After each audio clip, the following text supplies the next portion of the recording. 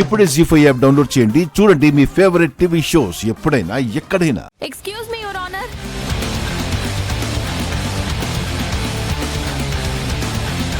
yes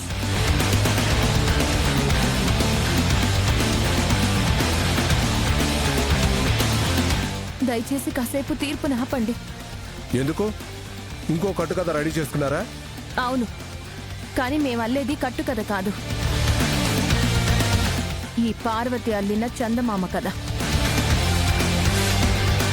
మళ్ళీ నా client మీద పడ్డారా?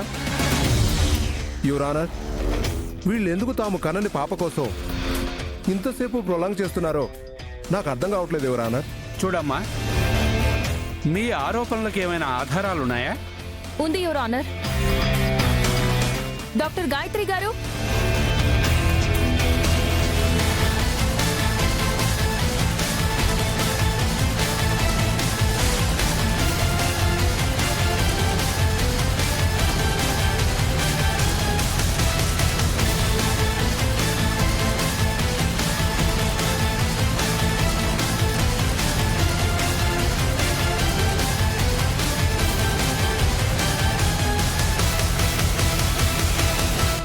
కొత్త క్యారెక్టర్ ఎవరు మనీషా? అదే తెలియడం లేదంటే అసలు తనని చూసి పార్వతి ఎందుకు భయపడుతోంది? యువర్ ఆనర్, మీరు అనుమతిస్తే పార్వతిని డాక్టర్ గారు ఎదురుగా నిలబెట్టి 2 ప్రశ్నలు అడగాలి. ప్రొసీడ్.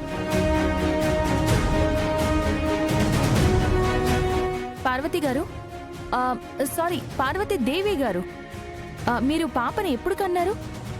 అది అది డిసెంబర్ 10, 2017 వర్షం కురిసిన రాత్రి మున్నార్ హాస్పిటల్లో 8-9 గంటల మధ్యలో పార్వతి జన్మనిచ్చింది.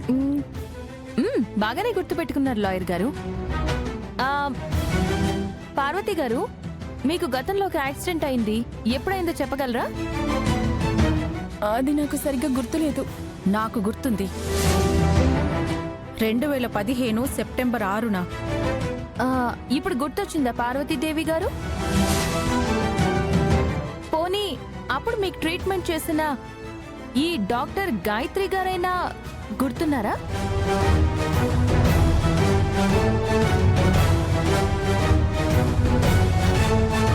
యువర్ ఆనర్, 2015 సెప్టెంబర్ 6న ఈ పార్వతీదేవికి ఒక పెద్ద యాక్సిడెంట్ జరిగింది. దురదృష్టవశాత్తు ఆ ప్రమాదంలో తన గర్భసంచి పాడవడం మూలంగా అది తొలగించడం అయింది.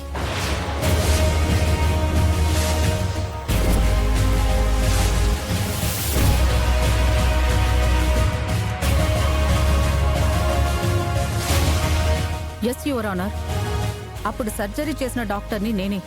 ఆ రిపోర్ట్స్ ఇందులో ఉన్నాయి. ఇదిగోండి.